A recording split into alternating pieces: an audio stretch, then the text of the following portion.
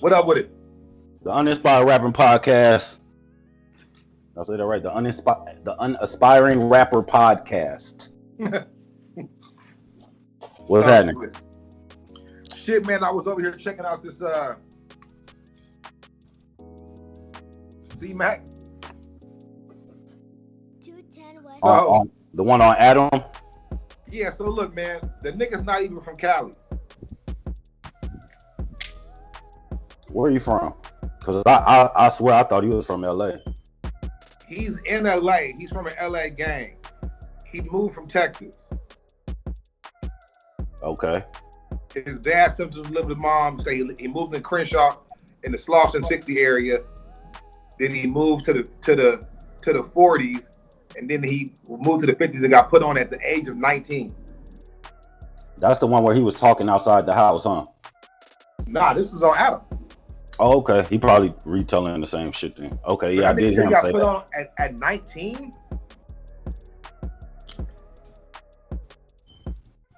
Hey, bro, I don't know. I'm just saying, for some LA gang banging shit, that is awfully late. I'm curious, how did he start going viral? What did he do? Hold on, can we just get back on the 19 shit real quick? Just 1 second. Sure.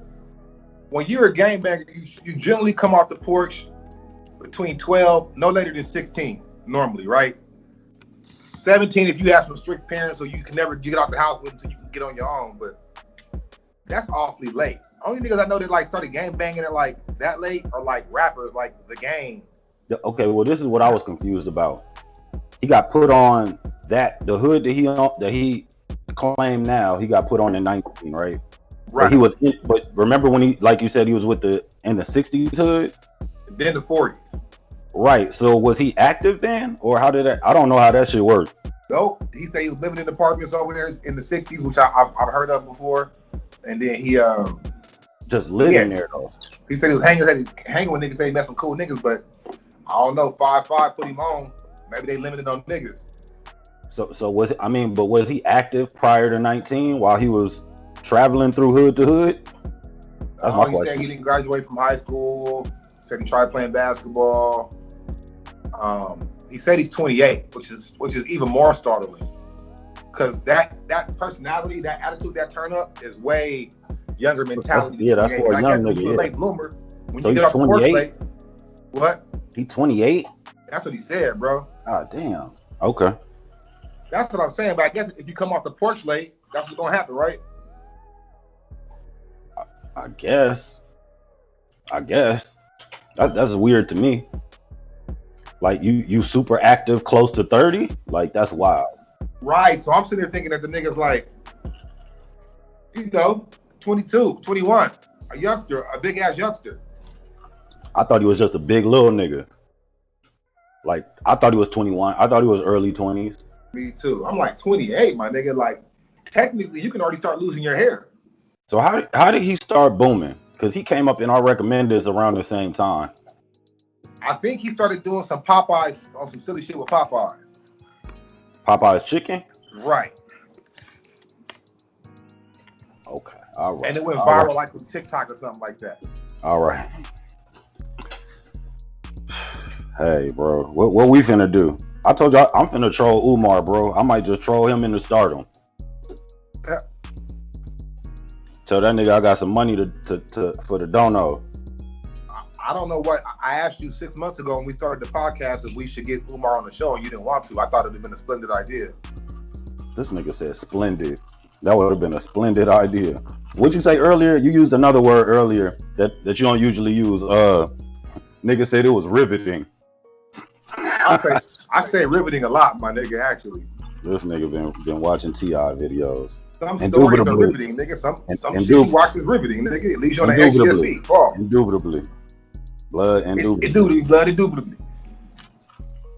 Yo, look, I just read in an article that the United Negro Foundation has their first, I think it's the first chairman, the first black chairman. Yeah. I believe it. That was riveting information to me. I was like, wow, who's been uniting the niggas? I came across this publication on this YouTube channel last night, and I can't think of the. So the premise is it's a blind date, right? They put two people together sitting across. You might have seen it. They're two young black teenagers sitting across from each other, right? And they give them a questionnaire, and they ask them about each other based off of appearance, right? So based off of how you look, my name is what? So you look at her and think what her name would be. Nigga, like, I need like an Erica. I have how many siblings? 3. My favorite celebrity. You know, you judge them based off of appearance, right? Okay. The shit is actually a fucking dope ass concept. It's considered a blind date, and they got these two people meeting each other and doing these questionnaires against each other and shit. It's not is it the Skin Deep? Is that the name of the channel? It's PS. Let me see. I'll tell you right now. But it tripped me out, bro, because when I started watching it, it's called Soul Pancake. Okay, I ain't heard of that. Yeah, it's called Soul Pancake. So yeah, and I watched 2 different ones, and the trip about the shit is that how you prejudge somebody by looking at them, right? And the one dude, the nigga looked like straight. Well, I'm tripping off how you can see somebody and be right and be wrong at the same time, right? I'm like, this nigga look like he Nigerian as fuck, like he ain't gonna speak no English as fuck, right? So he started talking, and nigga American as a motherfucker, like I'm from Vegas. I'm like, he's about a bitch, right?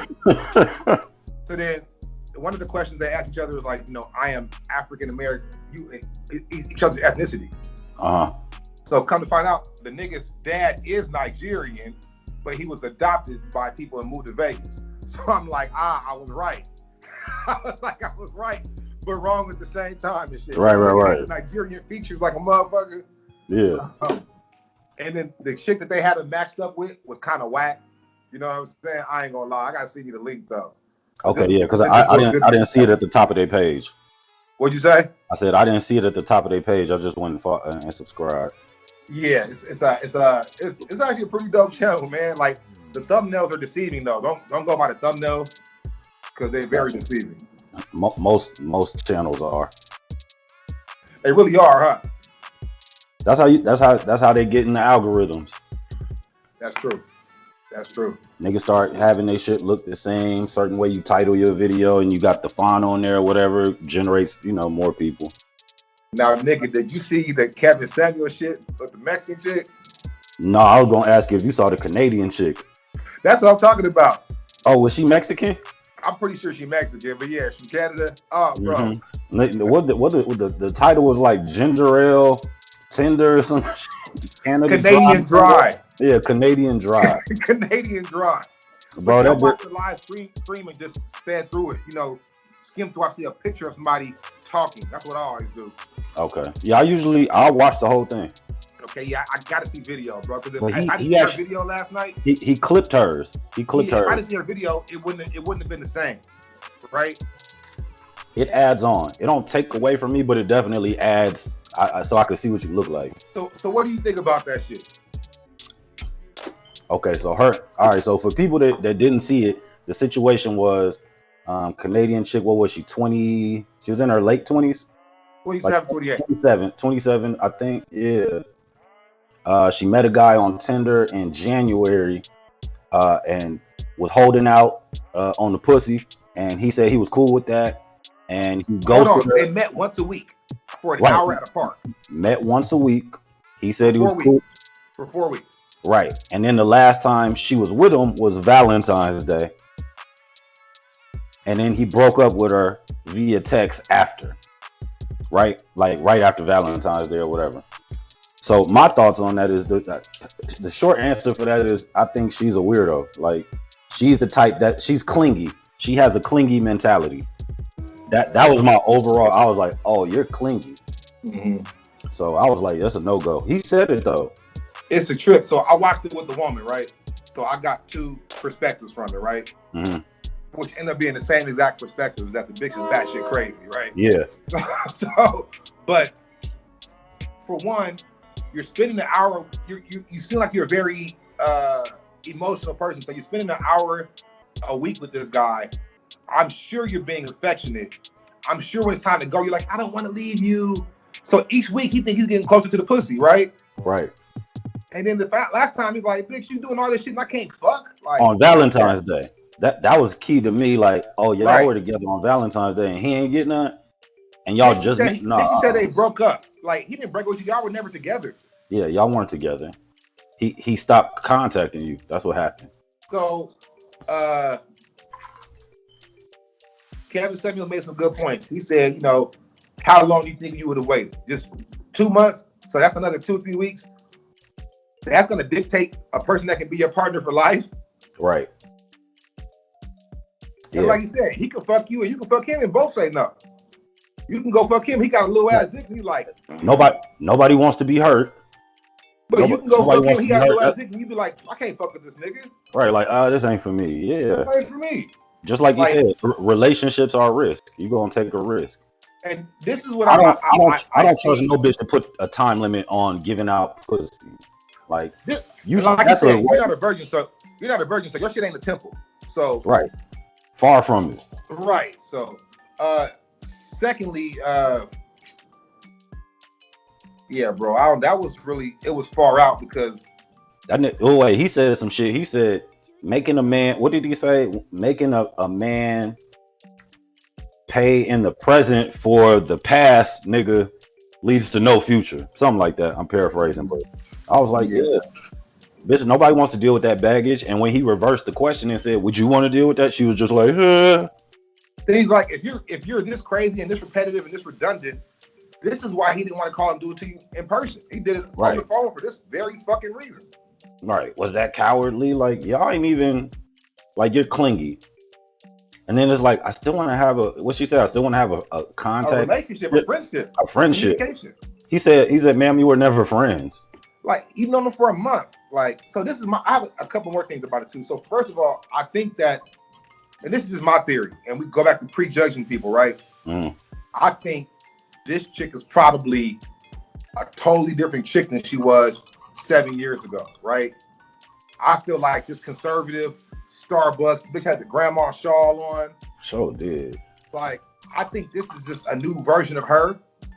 I bet you the old version of her was probably wild and free and used to do wild and got hurt a couple times.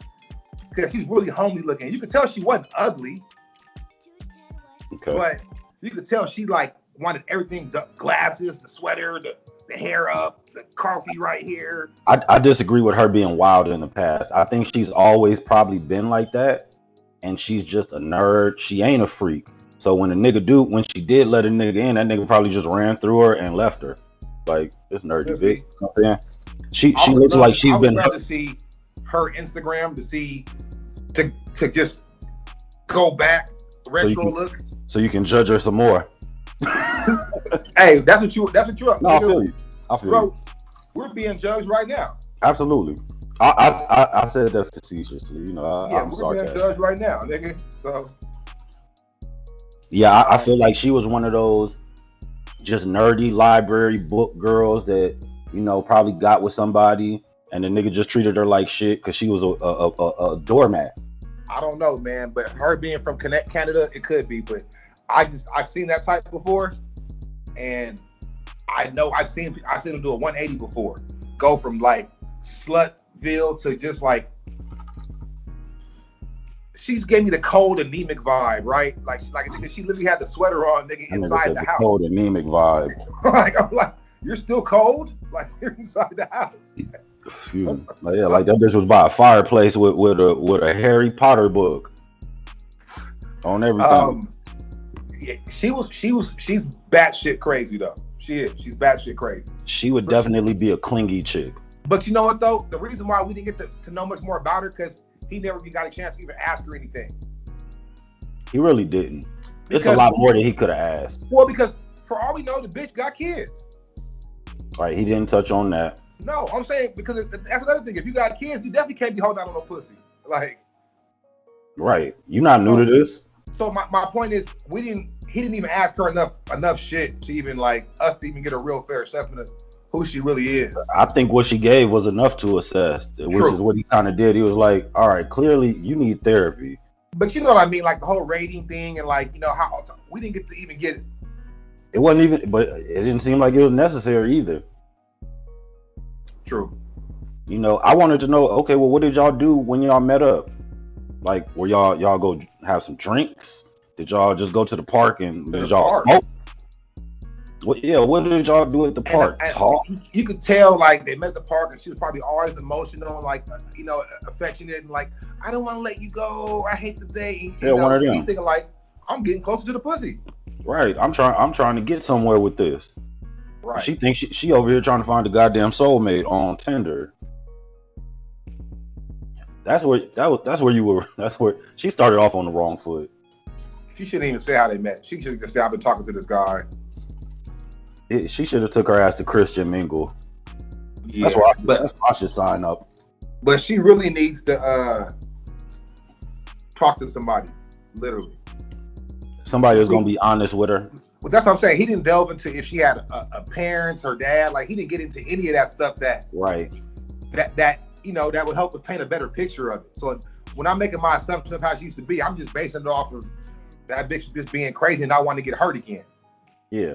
It's strictly based off that experience she had with strictly based off that. So, but I thought that was a trip. There was something else on there I wanted to bring up that he said or that she said, but yeah, the whole friends thing. It's like, what are you talking about? I want to contact him, so yeah. So I want to keep. Well, it's like you guys have basically been friends if you haven't been fucking. Yeah, that's where y'all were. I mean, I guess technically y'all weren't friends. He was courting you to a degree, I guess. He's pursuing you, and if he sees that there's nothing there, or he doesn't want to wait your time frame out, and he has every right to say, "Fuck this, I'm gone." All right, and then lastly, I want to touch on the other one, the older bitch that he had after that with the bad wig, Which one was that? Did we talk about that one? The one that I don't know what her hair was doing. That one with tattoos? No. So then he asked her. He goes, how old are you? She goes, I'm older. Because she goes, I don't mind saying I'm 50. I'm like, bitch, you lying. But the way she was talking and answering the questions, like, I know these young men they want to go out. She was just talking like somebody's grandmama, bro. I didn't see that one. I ain't seen that one. If she came up after, I didn't finish that full episode. Yeah, but that nigga more patient than me, bro. It's crazy how he titles the shit afterwards. Low-key disrespectful to the bitches and shit after they poured their heart out to him, right? Like Canadian Dry. I was like, whoa. Canadian Dry. I'm like, bro, why are you doing them like this?